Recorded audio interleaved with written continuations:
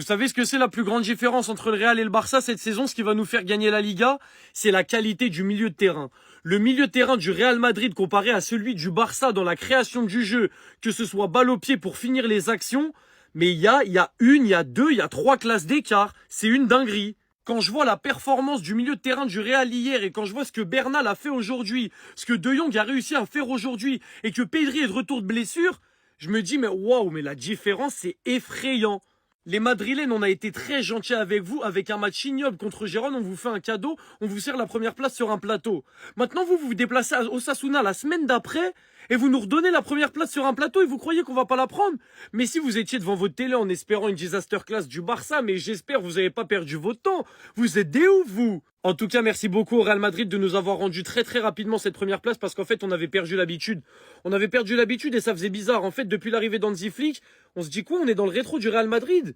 Mais depuis l'arrivée d'Hansi Flick, ça n'existe plus, ça. L'année dernière, on a été champion les tabassants. Là, cette saison, ils étaient dans le rétro, c'est pas normal. Mais au final, vous aussi, vous étiez tellement plus habitués à avoir la première place, vous vous êtes dit non, non, c'est pas normal, il faut qu'on leur rende. En fait, on sait pas comment se comporter en premier. Il faut qu'on leur rende la première place. Je vous envoie en tout cas toute ma force quand vous regardez votre équipe jouer et que vous voyez ce que proposent les Valverde, Tchouaméni, Arda Güler, etc. au milieu.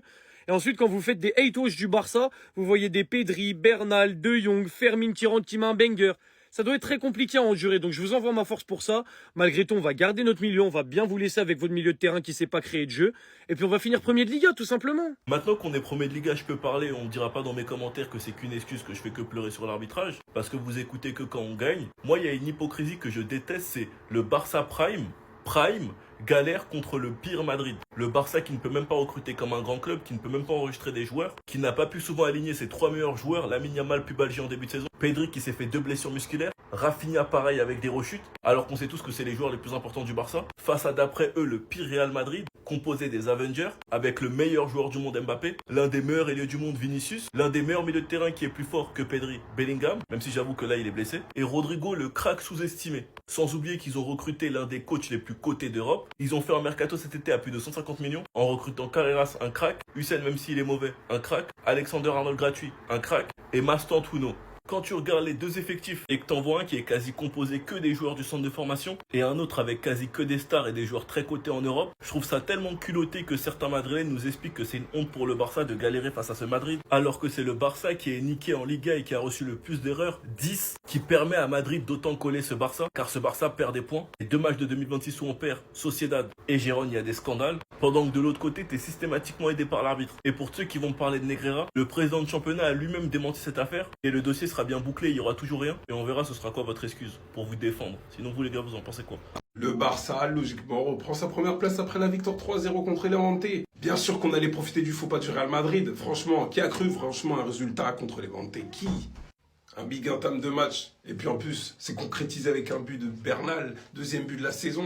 Et puis Cancelo, comme l'avait prédit au petit foot au final. Barcelone va dominer le ballon et tenter de débloquer la situation rapidement, tandis que Levante va subir en se protégeant. Ils se sont pas protégés et moi j'en ai marre de ce petit. Au petit foot est là pour vous servir. Voilà, si vous voulez analyser les matchs de foot avant que ça commence, allez-y, foncez. Carrément, parce que j'enchaîne avec Cancelo, ils ont dit que les espaces devraient se trouver sur les côtés avec des centres pour déstabiliser la défense. Et Cancelo, le centre c'est pour qui? Pour De Jong qui bizarrement est plus à l'aise pour se projeter et tout, quand il n'y a pas de 10 à côté, mais un milieu. Un milieu qui fait le taf. Point de basse avec Bernal et un 10. Son centre qui m'a rappelé celui du Celta Vigo quand il donne à Gavi. Je sais pas si je suis le seul à le penser, mais en tout cas, bon, ça m'a rappelé directement ce même centre. Sinon, le retour de PV a fait du bien, ça fait du bien de le revoir Jean bégayer. Parce que le petit, il est en train de m'énerver depuis tout à l'heure. Sinon, les choses un peu négatives, c'est que Lamine fait pas un bon match. Un peu à l'image de Gérone, il tente beaucoup de choses, simplifie ton jeu. C'est une mauvaise chose si on dit que Gérard Martin est suspendu. Bon. En tout cas, coup Barça peut se reposer, c'est le plus important. Le Barça, en tout cas, récupère sa première place et on va pas la lâcher. Pendant que nous, on envoie des ballons dans la surface et il n'y a personne. Et est-ce qu'il existe un Barça plus terrible que pour prendre la première place? Surtout quand la veille, le Real Madrid perd. Je peux vous dire que lui, en tout cas, il attendait que ça. Il a inscrit le plus beau but de sa carrière. Comme si c'était une évidence, cette image prise hier soir. L'assist de Lamine Yamal du côté droit. Firmin qui envoie un pétard, qui traverse toute la surface et met le ballon au fond des filets 3-0. Mais ensuite au but de De Jong, celui de Bernal qui avait d'ailleurs marqué contre Mallorca, qui récidive aujourd'hui, 2 matchs après. Il y a de plus en plus de joueurs décidément dans cette équipe qui se mettent à marquer. Pendant que nous, au milieu de terrain, en fait je sais pas ce qu'on fait. Bref, ça va m'énerver bêtement, bref je vais pas m'attarder là-dessus. Un match égal avec le Real Madrid, le Barça récupère la première place du classement à 1 point de plus. Bien évidemment qu'il reste encore beaucoup de journées. Bien évidemment que rien n'est définitivement terminé, surtout qu'il reste encore un classico. Mais franchement, on va pas se mentir que j'ai de plus en plus l'impression que ça va être mort. Le niveau affiché du Real Madrid hier soir, étant une équipe prétendant au titre, à skip un prétendant au titre, c'est tout simplement exaspérant. Très belle opération pour le Barça qui gagne le lendemain de la défaite du Real Madrid. On verra s'ils vont donner suite. En tout cas, le niveau affiché aujourd'hui était très bon.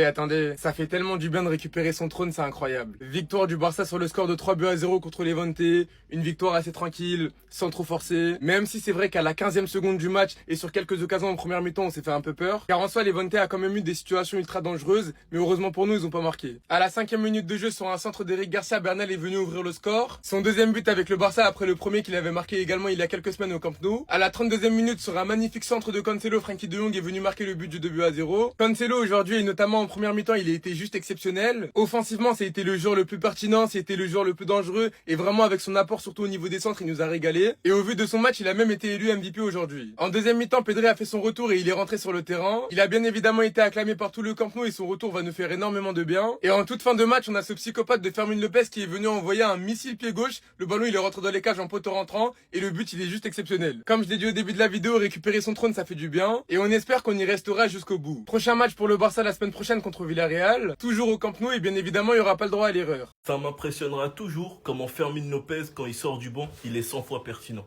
Il est 100 fois plus pertinent et c'est un fait. Mais faut vraiment pas négliger la saison statistique qu'il est en train de faire. Le deuxième joueur le plus décisif du Barça, il est déjà à 11 buts. Et le pire les gars, c'est qu'il a envoyé que des bangers. Que des bangers cette saison. Et c'est limite comme si c'était normal pour lui, que c'était qu'un entraînement. Il a pété les cages. Et comme je l'ai dit sur ma première vidéo, je suis curieux de savoir à combien de kilomètres/heure la balle est partie. Parce que ça allait trop vite. Même au ralenti, ça allait encore vite.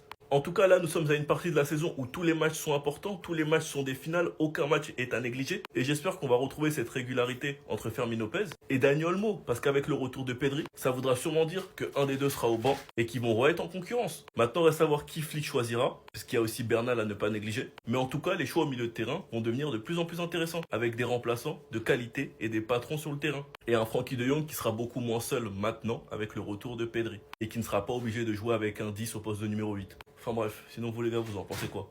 Baldé, attention, moi je l'enterre pas à Baldé. Enfin de la concurrence. Moi je l'enterre pas à Baldé, attention, hein, mais enfin de la concurrence. La performance de Cancelo aujourd'hui, il a montré qu'il était prêt. Et moi je vais pas tomber sur Flick, parce que certains vont dire ouais non mais pourquoi il a pas mis plus tôt? Quand on voit certains de ces matchs là il y a quelques temps là, il était pas prêt, hein, il semblait pas prêt. Et puis ça a été difficile en première partie de saison pour lui, il était blessé. Donc voilà, donc confiance totale envers le coach. Et là c'est la meilleure des choses. Voilà, Baldé, t'as vu comment on réussit un centre? Hein? Même Koundé a réussi des centres aujourd'hui. Tout n'est pas parfait. Et en plus, il y a eu des moments où ils auraient pu profiter pour nous marquer des buts. C'est pour ça qu'en vrai, contre l'Atlético, d'ailleurs, ça va être dur. Mais yes we can. Yes we can. Là, c'est le meilleur moyen de prendre confiance. Et on verra ce que ça va donner. En tout cas, on est leader déjà. Chaque chose ira en son temps. Mais il y a des rumeurs de transfert sur Baldé comme par hasard. 40 millions, je discute. 60, 70, il part. Moi, vous me parlez pas de ouais, non, mais d'attache. Je m'en fous. Le petit fait beaucoup de bruit, mon Dieu. En tout cas, si c'est Cancelo qui doit faire en sorte que tu progresses, on le fera. Parce que toi, tu as été bon quand Jordi Alba était là et que tu sais que tu étais mieux que lui. Parce que tu as travaillé plus que lui et que lui était sur la pente descendante. Maintenant, tu as un concurrent, bouge-toi. Les gars, ça c'est une équipe qui mérite d'être première de Liga. Le FC Barcelone récupère sa première place, son trône, devant le Real Madrid. Logiquement. Une victoire 3-0 du Barça face à Levante, dans une domination incontestable. Une équipe qui joue au football, qui appuie son adversaire. Une équipe intraitable à domicile. 11 matchs, 11 victoires. 100% de victoires à domicile au championnat. La meilleure attaque du championnat avec 67 buts en 25 matchs. Ça, c'est une équipe qui mérite d'être première. Voilà. C'est comme ça qu'on fait pour être premier. C'est comme ça qu'on joue au football. C'est comme ça qu'on appuie les adversaires. Je sais que c'est pas donné à tout le monde. Il y a des équipes qui n'arrivent pas à dominer leurs adversaires, qui n'arrivent pas à mettre en place leur tactique. Mais le Barça arrive. Donc le Barça mérite d'être premier. Voilà. Ouverture du score de Bernal, tranquille. De Jong qui a marqué les gars. De Jong qui a mis un but, qui a mis le deuxième but aujourd'hui. C'est tellement rare qu'il faut le souligner. De Jong buteur. Et le dernier buteur, Firmin, comme d'habitude, lui qui marque souvent. Contrairement à De Jong.